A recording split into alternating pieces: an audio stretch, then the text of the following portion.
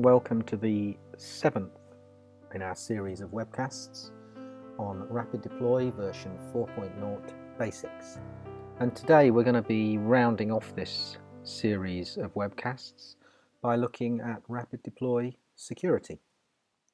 So far in this series we've really only logged on as mvadmin, and mvadmin is the out-of-the-box super user that comes pre-installed with RapidDeploy, and this user allows you to do really everything in RapidDeploy. There are no restrictions on what you can do at all, but of course once you get the hang of RapidDeploy you're probably going to want to set up some other users and restrict what accesses they have. So today we're going to look at that.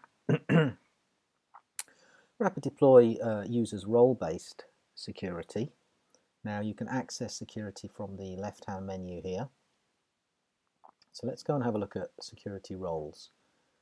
So a security role is an aggregation of privileges or permissions in the tool. Now every action that you can do in RapidDeploy, whatever it might be, has an associated permission, and a role just allows you to add those permissions. Now there are several built-in roles. There are two types of role. There are global roles and project roles. Global roles apply across RapidDeploy to all projects, and project roles only apply to specific projects in a certain project group, and we'll get to that later. So let's have a look first of all at a project role. I'm going to search for one.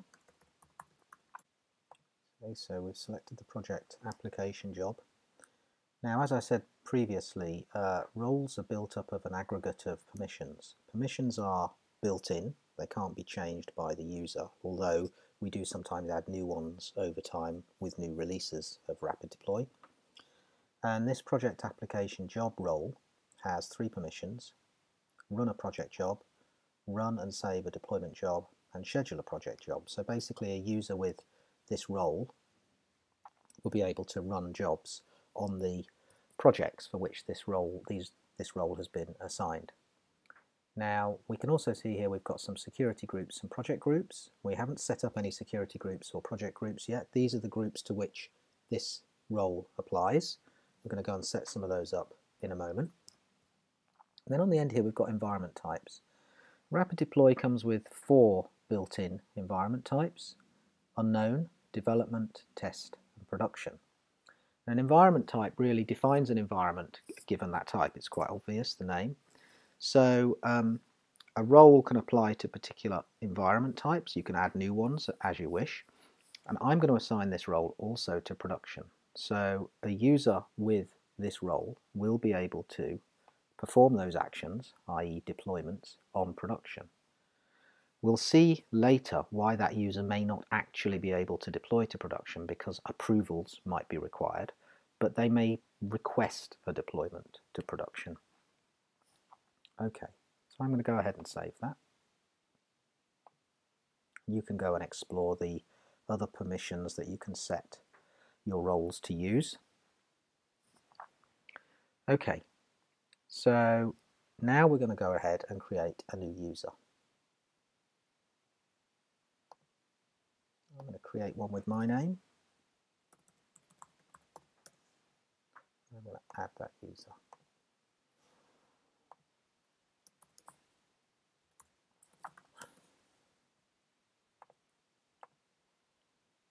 Okay. I'll give it a password. And I'm going to create that user. Oh, I need to give it a description.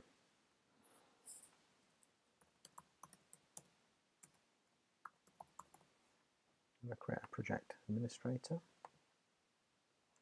Okay, so we don't have any security groups yet, so let's go ahead and create a security group. Okay, I'm going to create a security group called scripts. And this will apply for our script demo project. That was the very first project that we imported on the very first tutorial. So let's add this.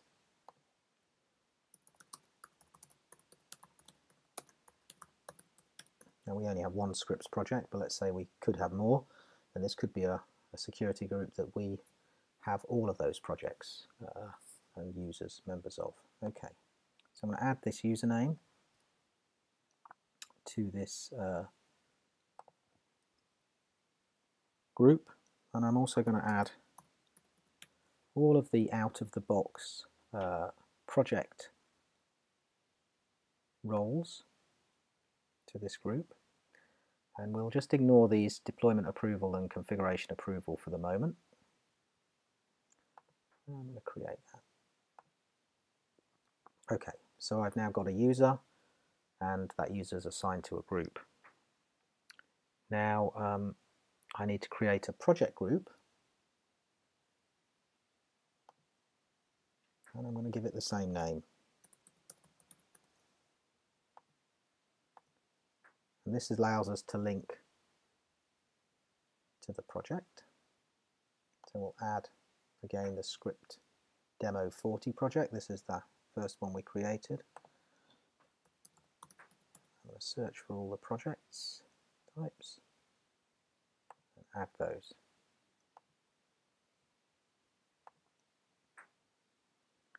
Okay, so we've now got a security group called scripts and a project group called scripts. The security group is assigned to my user, Betty, and the project group is assigned to the scripts demo 40 project. Both of them have that project application job role, which we change slightly to add the ability to deploy to a production environment. Okay, so now I'm going to log out, and I'm going to this time log in as this new user, Betty. Okay, if we go and look at projects, the first thing we can see is that I have the ability here to edit the script demo 40 project, but I can only view the other projects. And that's because the script demo 40 project is the only one that I've been given admin access to. So if we go and look at a different project, you can see that various parts of this project are greyed out because I'm not allowed to edit them. But if we go to the script demo 40 project, you can see that obviously I've got much more that I'm able to do here on this project. I can create new packages, for example, and so on. I can also run a job. So let's go ahead and do that. So I'm going to select the script demo 40 project. Notice the only one that I can select. Okay, so we'll select one of the localhost Linux environments, choose Blue Circle. Make sure we can deploy that. Let's skip to finish. And I'm going to start that job.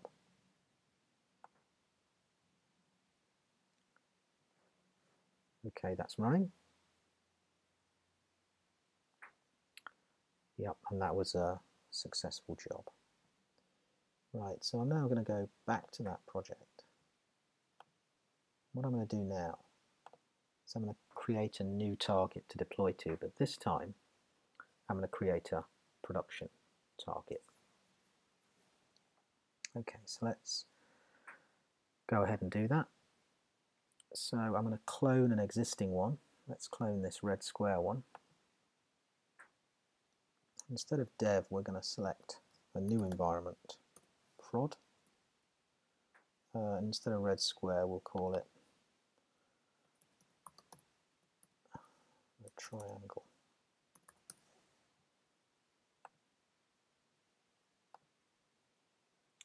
And we'll change that to triangle.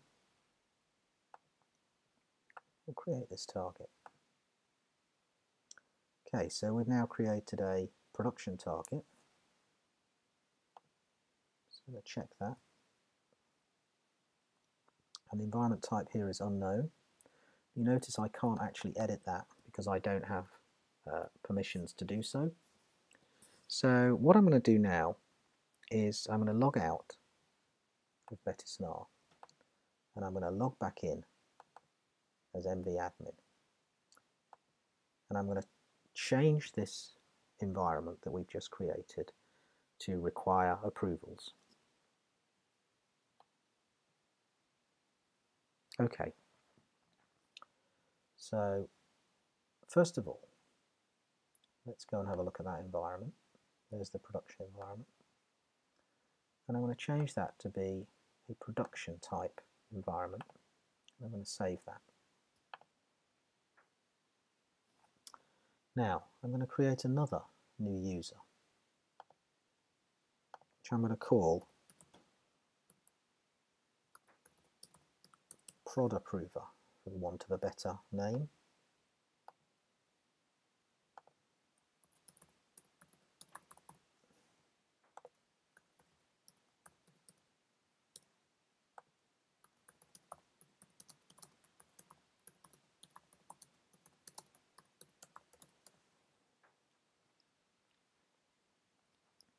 Okay, let's create that user. Oops, I need to give it a valid email address.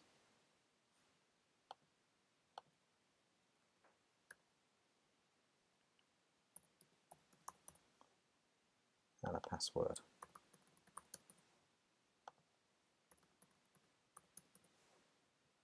Let's create that.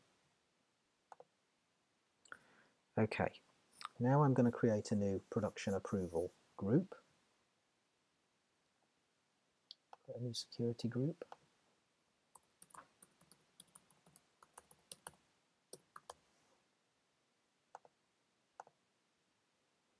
And I'm going to add the Prod Approver user to it. I'm not going to bother with any security roles at all. I'm not interested in any security roles. But I'm going to set the deployment approval to production. So we've created an environment type. Well, there's a built-in environment type called production. We've created now effectively an approval group for that production environment type, and we've added one user, the Prod Approver user. Now, of course, we can create our own additional environment types on top of the development, test, and production. So, for example, I could have created a new environment type called production scripts, and then it would only apply to the production scripts that this group would be required for approvals. Any other production environments could just be done by whoever was allowed to do those deployments. Okay, so let's create that.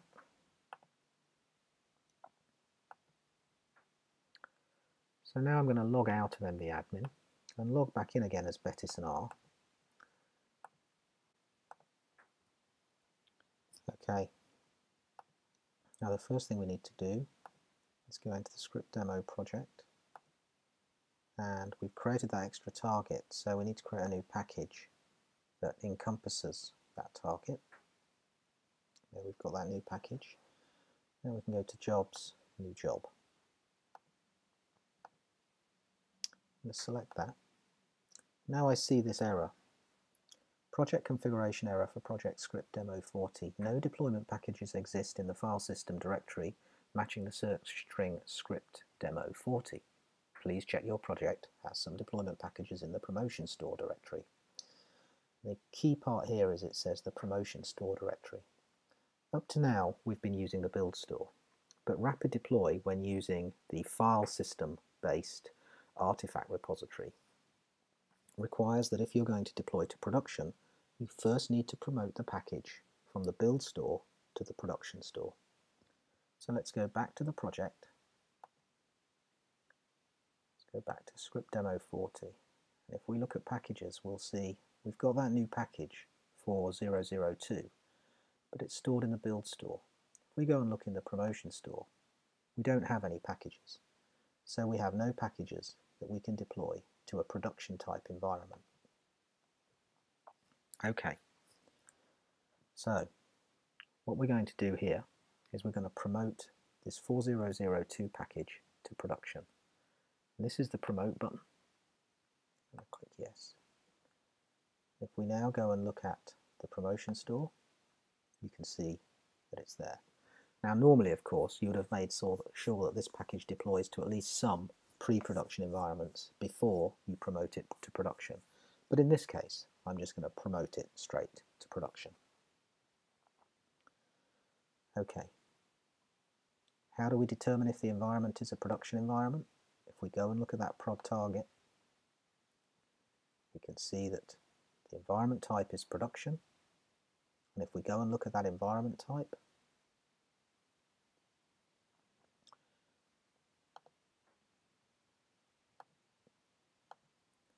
we can see that it's a live production type environment. This checkbox will be checked here. Okay, so now I'm going to try and run that job again. This time I'm going to select this, and hopefully, yes, this time it's allowed us to select it. We see the version 002. You see there aren't any other versions because the 001 has not been promoted to this type. Okay, now I'm going to start that job.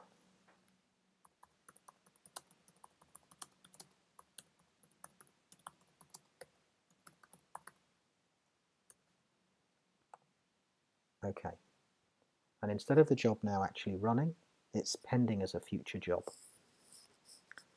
And it's pending on these approval group, this approval group, production approval. So, I can't actually make that job run to production. It needs to be the production approver that we previously set up. So now I'm going to log out and log in as the prod approver. And immediately I see that I have a pending job here, production approval. So I'm just going to go ahead and approve that job.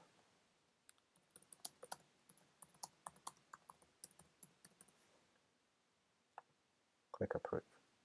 And that disappears from my screen. If I go to jobs, running jobs, you can see that that job is actually just completed. I can also go to audit approvals and I can see that job here.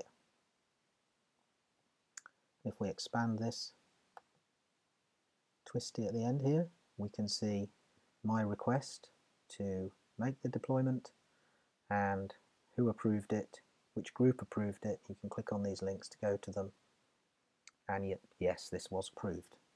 Now you can set up multiple approval groups, and if you have multiple approval groups on a particular environment type, then at least one user from each approval group must perform the approval, and you will see all of the decisions listed here one after the other. Okay, so that concludes our quick scoop through application security in RapidDeploy. There's quite a lot more to security in RapidDeploy around security of agents and SSH, inbound security, SSO, SSL, etc. and some other tools that we can use for security in RapidDeploy. We'll cover those in other how-to guides. Hopefully this has been useful to you, and I look forward to speaking to you again in one of our later sessions. Thank you.